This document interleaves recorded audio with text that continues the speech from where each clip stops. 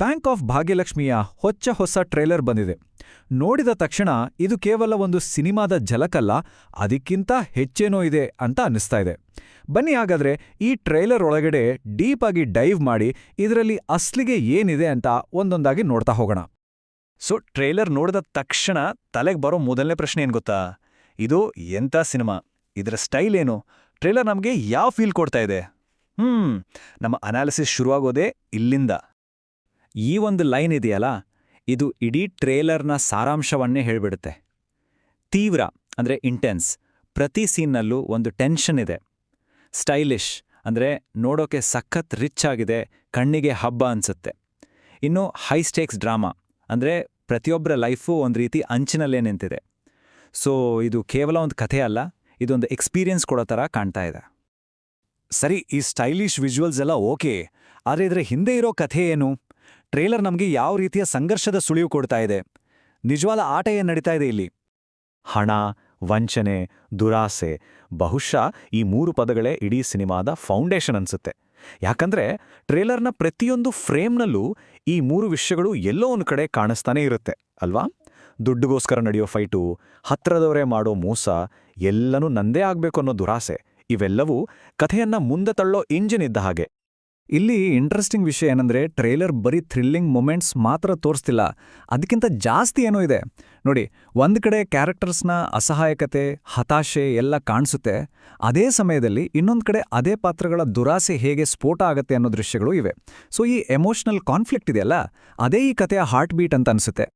ಸರಿ, ಕಥೆ ಇದೆ, ಸಂಘರ್ಷ ಇದೆ, ಆದರೆ ಈ ಕಥೆನ ಹೇಳೋರು ಯಾರು? ಅವರೇ ಪಾತ್ರಗಳು ಅಲ್ವಾ? ಎಷ್ಟೇ ಪವರ್ಫುಲ್ ಕಥೆ ಇದ್ರೂ ಅದನ್ನ ಜನರಿಗೆ ತಲುಪಿಸೋದು ಆಕ್ಟರ್ಸ್. ಈ ಸಿನಿಮಾದ ನಿಜವಾದ ಶಕ್ತಿ ಬಹುಶಃ ಆಕ್ಟಿಂಗ್ನಲ್ಲೇ ಇದೆ ಅಂತ ಟ್ರೇಲರ್ ನೋಡಿದ್ರೆ ಅನ್ಸುತ್ತೆ. ವಾಹ್, ಈ ಒಂದು ಲೈನ್ ಕೇಳಿದ್ರೇನೆ ಕ್ಯೂರಿಯಾಸಿಟಿ ಜಾಸ್ತಿ ಆಗತ್ತೆ. ಅಂದ್ರೆ ಏನು? ಇಲ್ಲಿ ಯಾರೂ ಕಂಪ್ಲೀಟಾಗಿ ಒಳ್ಳೆಯವರು ಅಲ್ಲ, ಪಕ್ಕಾ ಕೆಟ್ಟವರೂ ಅಲ್ಲ. ಪ್ರತಿಯೊಬ್ಬರ ಮುಖದ ಹಿಂದೆ ಒಂದು ಕಥೆ ಇದೆ, ಒಂದು ಸೀಕ್ರೆಟ್ ಇದೆ. ಎಲ್ಲರೂ ಕಾಂಪ್ಲೆಕ್ಸ್ ಕ್ಯಾರೆಕ್ಟರ್ಸ್. ಇದು ಕಥೆಯನ್ನ ಇನ್ನೂ ಇಂಟ್ರೆಸ್ಟಿಂಗ್ ಮಾಡುತ್ತಲ್ವಾ?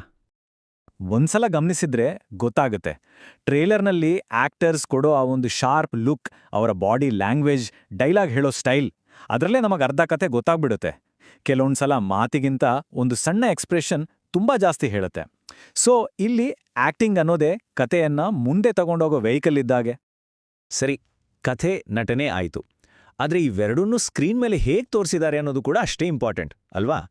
ಒಂದು ಸಿಂಪಲ್ ಸೀನಿನ್ನೂ ಕೂಡ ಸಖತ್ ಥ್ರಿಲ್ಲಿಂಗ್ ಆಗಿ ಮಾಡೋದು ಟೆಕ್ನಿಕಲ್ ಬ್ರಿಲಿಯನ್ಸ್. ಬನ್ನಿ ಈಗ ಆ ಟೆಕ್ನಿಕಲ್ ವಿಷಯಗಳ ಬಗ್ಗೆ ಸ್ವಲ್ಪ ಮಾತಾಡೋಣ.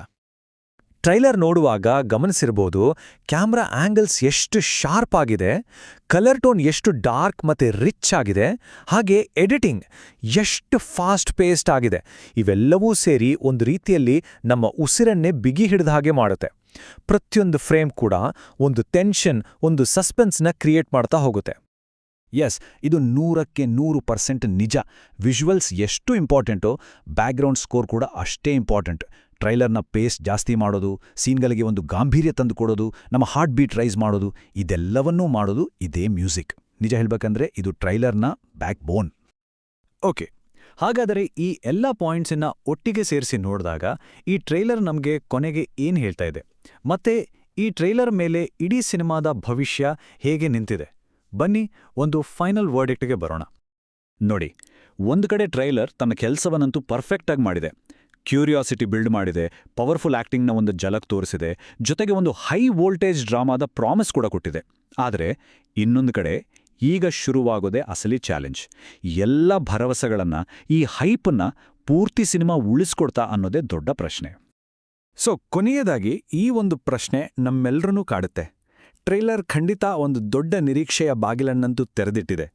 ಆದರೆ ಈ ನಿರೀಕ್ಷೆ ಥಿಯೇಟರ್ಗಳಲ್ಲಿ ಒಂದು ಅದ್ಭುತ ಅನುಭವವಾಗಿ ಬದಲಾಗುತ್ತಾ? ಕನ್ನಡ ಇಂಡಸ್ಟ್ರಿಗೆ ಇದೊಂದು ಸ್ಟ್ರಾಂಗ್ ಕಂಟೆಂಟ್ ಆಗಿ ನಿಲ್ಲುತ್ತಾ? ಇದಕ್ಕೆಲ್ಲ ಉತ್ತರ ಸಿಗೋದು ಸಿನಿಮಾ ರಿಲೀಸ್ ಆದ್ಮೇಲೆ ಮಾತ್ರ.